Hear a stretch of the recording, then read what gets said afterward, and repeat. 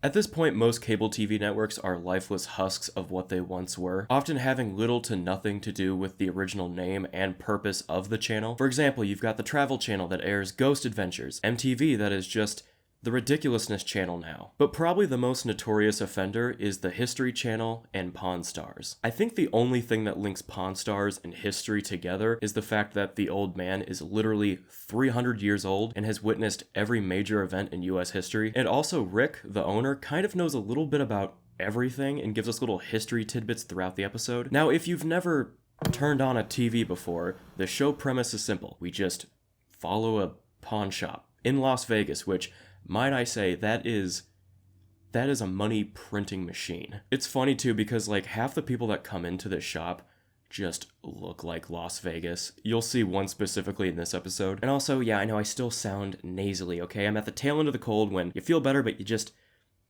sound like shit. Now, I have no problem paying for the episodes that I react to, but sometimes it's just a nice feeling when I realize that whatever streaming service I'm subscribed to, maybe twice, like Discovery Plus, which is normal and cool. It's nice when they have the episode that I'm looking for. Now, thank God, last year I went on a 2-week stretch where I was obsessed with World War II documentaries like a 50-year-old man, and I have the History Vault subscription, so I was glad to be thrown that bone. Now, we've got an interesting episode we're going to look at today. I actually found it through TikTok. That was what made me finally do a video, was watching a TikTok, not the hundreds of comments from you guys suggesting this show. But in this episode, Rick and the gang are going to go take a look at a fighter jet on Pawn Stars. The Pawn Stars, the show about a pawn shop. Got a call from a guy with a plane that he wants me to look at.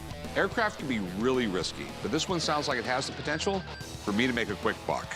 And with my business growing like it is, I need all the deals I can get. Him mentioning his business growing super quick makes me wonder if this is one of those situations, kind of like what you see on YouTube, where you'll have like a lawyer that becomes a lawyer YouTuber, or like an airline pilot that becomes an airline pilot YouTuber, that kind of stuff, where they start to realize that they like being a YouTuber more than a YouTuber and a lawyer, and they just do YouTube. I wonder if it's like that with Rick and the gang, where they make trillions of dollars a year from the History Channel, and they're like, you know what? I don't want to work at a pawn shop anymore. I'm pretty sure that's the case because I don't think they are there at all. I went to the American Pickers shop when I was a kid, and no one from the show was there. Not even the girl I talked to on the phone. Let me introduce the L-39 Albatross. It is my baby. Are you kidding me right now? That's awesome. You didn't say this was a jet. Fucking Chumlee, God, the token doofus. No idea why or how he is employed at this shop. He doesn't do anything. Sometimes they kind of throw him a bone and let him do his little deal with someone. But aside from that, he doesn't do much, except lose a shit ton of weight. So where and why did you get this thing? A guy that I know owes me about 200,000 bucks. And turns out that he didn't come up with the cash, and it's like, well, I need something here, and he offered up this airplane. The bottom line is I need the cash now, so that's why I'm talking to you guys. So you called us, the pawn shop? We were the first people you called? Imagine being so down bad in Vegas, where you're just like, what the fuck am I gonna do? I've got that fighter jet I could maybe do something with. After the Soviet Union broke up, they started selling off their surplus warplanes. You can buy everything from helicopters to top-of-the-line fighter jets. If you don't try to arm them, it's totally legal. One of my favorite things is when someone's explaining something to you and they have to also tell you that it is perfectly legal. It's usually not a good thing. It's not an F-16, but short of paying $40 million for a frontline fighter, this isn't bad. Yeah. Definitely. I'm interested. If there's money to be made and you need cash immediately, we can maybe do something. But I have to get someone out here to look at it. Let me call on my buddy. He's a Blue Angel pilot. And let him take a look at this thing, and let's try and figure out what it's worth first. All right. Rick has a suspiciously high number of friends that are all like really into one thing each. Let me call my buddy. He's an expert in Soviet-era fighter jets and being my buddy.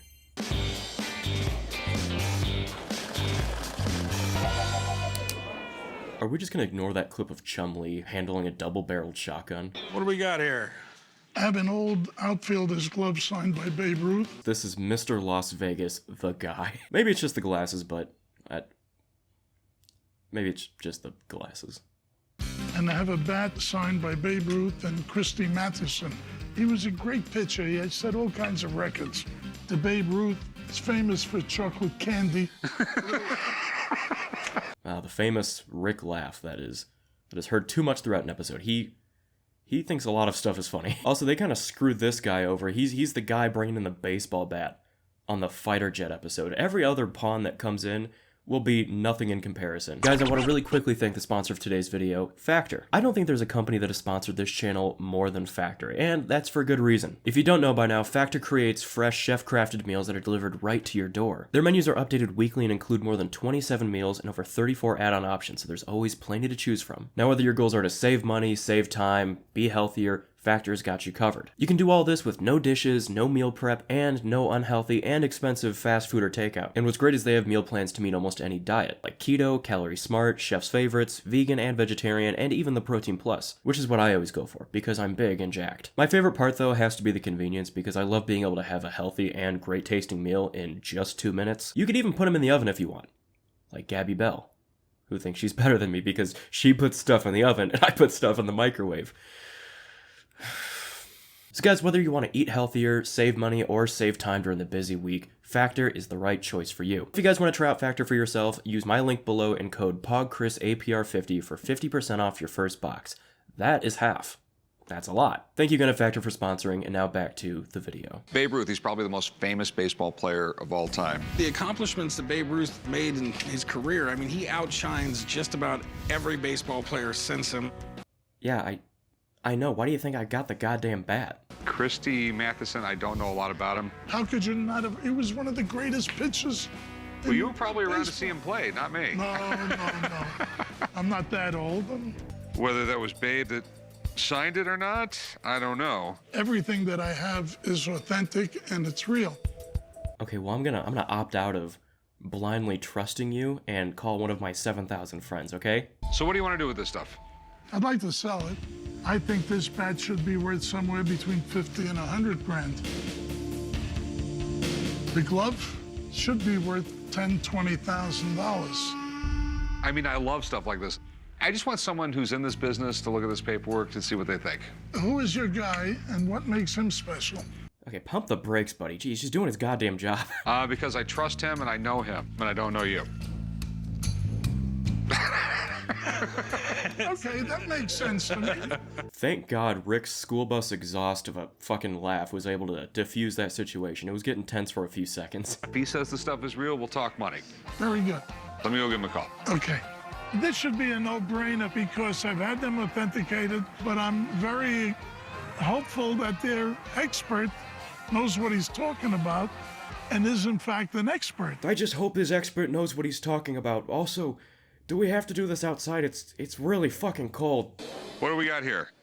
We have some vintage glass target balls. Okay, I stand corrected on the guy with the baseball bat. At least that's kind of interesting. This guy is literally the clay pigeon guy on the fighter jet episode. That he really got screwed. Before they had like the targets, generally they just used live pigeons. That wouldn't fly today. Oh yeah. I don't think the old man knows what planet he is on right now. Half the time when he's talking, I need to turn subtitles on too, because he talks like he has got a mouthful of peanuts. I came down to the pawn shop today to sell my vintage glass and clay targets. I really want to make room for some rarer target balls. For the whole lot, I'm hoping to get about $2,000. Jesus Christ, $2,000. Look, they may be collectible and very valuable, but like, who is coming into a pawn shop and leaving with that? I would say 95% of the people coming through the shop are just doing it because it's on TV. But even of that 5% that are actually there to spend some money and walk out that store with an item, they're not leaving with the goddamn clay pigeon. That one's from Germany, this one's from France, and this is a Legowski clay target. We're gonna skip around this one because it is just as not entertaining as you would imagine. So let's skip ahead and see what this guy walks away with, if it's not the box that he came in there with. This clay target looks so incredibly fragile. It's gonna get broken in my store. That scares me. For this one, this is sort of pricing me out of the market. Okay. The blue one would probably sell in my store. I mean, it's the right price point. That being said, I'll give you $100 for it. How about $7, and on your way out, we literally kick you in the ass, and then when you walk out the door, we tar and feather you in front of everyone on the strip. All right, deal. Well, since it's not a bulk deal anymore, I think that should raise the value of the single ball. I'll give you $125. How about 150? 125 would be it. I'll go 125. Okay. Alright, let's assess our situation here. The man came in for $2,000, and he left with $125. Alright. That is basically the rundown of the show, is people coming in with wild numbers and leaving with like a handful of coins. So I called in someone who's an expert in Babe Ruth memorabilia to see if he could authenticate it for me. What's going on, Jeremy? How you doing, buddy? Good, Corey. How's it going, man? The guys call me down to the shop whenever they have a unique piece of memorabilia that walks in that they have concerns or questions about. This is the guy you trust? That's him. I've got underwear older than he is, and I don't know what makes him an expert. Yuck. So basically over the next few minutes, this expert just kind of goes down the laundry list of like how much all of this would be worth if it is legit, because all the different signatures, the people who signed it, the age of it, he just really goes down the list. What's really also neat about this bat, with Ruth and Mathewson on it, these are two of the first 5 guys ever inducted in the Hall of Fame. Excuse me, the price is going up. Items like this rarely come around in the world of sports memorabilia, especially a bat that has both Mathewson and Babe Ruth on it. If that thing turns out authentic, we're talking no less than $50,000, and sky's the limit from there. And then we get to the verification.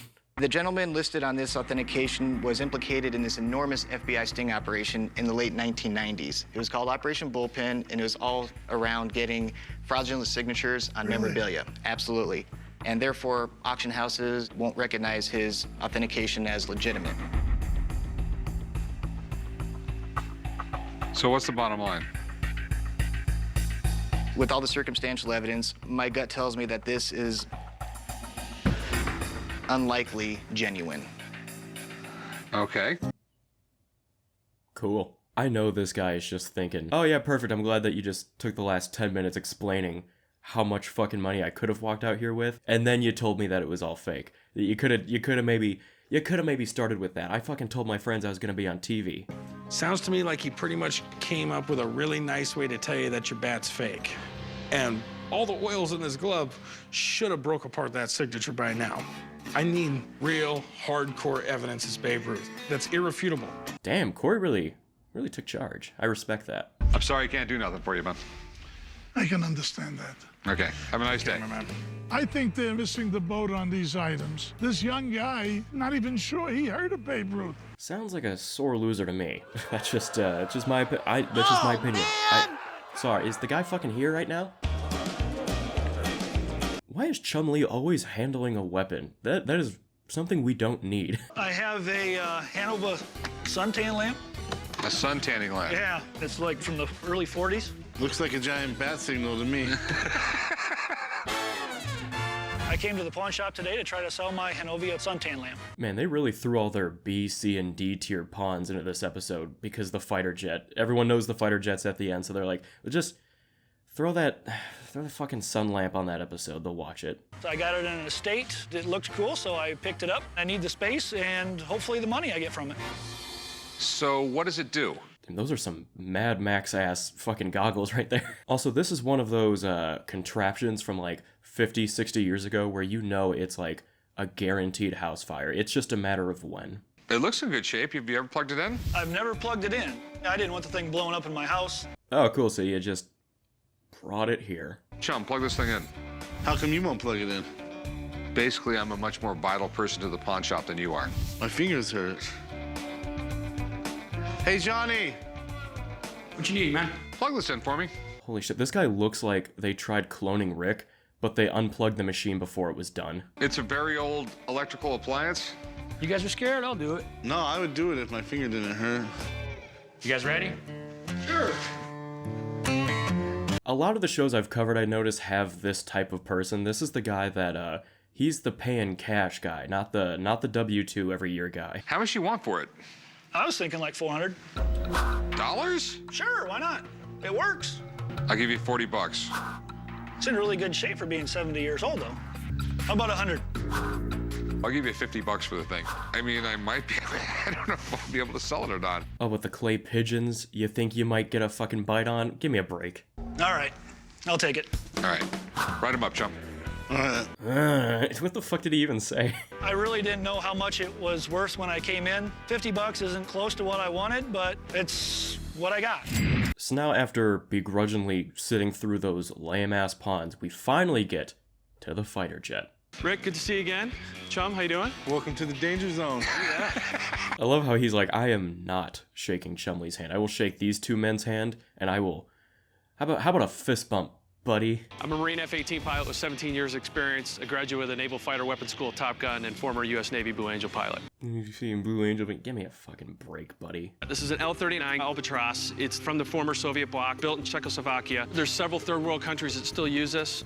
Georgia, Libya. Would they put bombs on it, things like that? You know, it'd be a little different. This is a fuel tank. You could take this off. So Buddy here does a once-over of the jet before they take it out and do a test flight to see if this thing has got what it takes to be in Rick's pawn shop, I fucking guess. That's the thing, like, are you gonna sell this at the shop, or is this like a Facebook marketplace kind of thing? Rick, you want to go flying with me? No. Not at all? Not at all. How come? I'm scared. I can't do that. Oh, goody, we have I forgot, the Pawn Stars trivia that they do every episode. Besides baseball, what was Babe Ruth's other talent? Juggling, opera singing, or sewing? I'm gonna say A, juggling, because you juggle the balls and he plays baseball, and so you put those together, and I am wrong. Okay, cool. So now it's time to fly the jet, and wouldn't you know, it lifts off the ground and flies. It's a jet. On the flight today, it's just like test driving a car. We're going to check all the instruments, make sure everything works, make sure the fuel transfers. You know, we're going to maneuver the aircraft. We're going to do some aileron rolls where we're just going to roll the jet 360 degrees. Test driving this jet's just like test driving a car. We're going to make sure all the safety systems work properly, all the fuel gauges, probably firebomb at TJ Maxx, standard stuff. Very well maintained. Everything works. It's a great jet. Yeah, I just don't think it's smart getting in a 25-year-old Russian jet. Now you're having second thoughts? They're literally flying it right now. You could have said this maybe like 2 hours earlier. Well, you made it back, so that's a good sign. So what do you think, man? This is a great plane. Everything worked. You know, as far as value, I've seen the L-39 go anywhere from about $100,000 to upwards close to $1 million. So the unique thing about this deal is pretty much everything works the way that you would want it to work for the sale to go through. The guy's even saying that, like, it's worth around what the guy wants to get out of it. So there should be no issue. Everyone should walk away from this deal happy. Right? So what do you want for it? I'd like to get $200,000 out of it. I think it's a fair price. The buying it's not the problem, it's owning it's the expensive part. It would be pretty badass to own a jet, Rick. It's a big boy sport. Yeah, this is, well, it's the ultimate toy. Just the more I think about it, the more I think this... It's just too much for me. It's beyond what I know. I really believe if I start getting mixed up with this thing, in the end, I'm gonna lose my ass.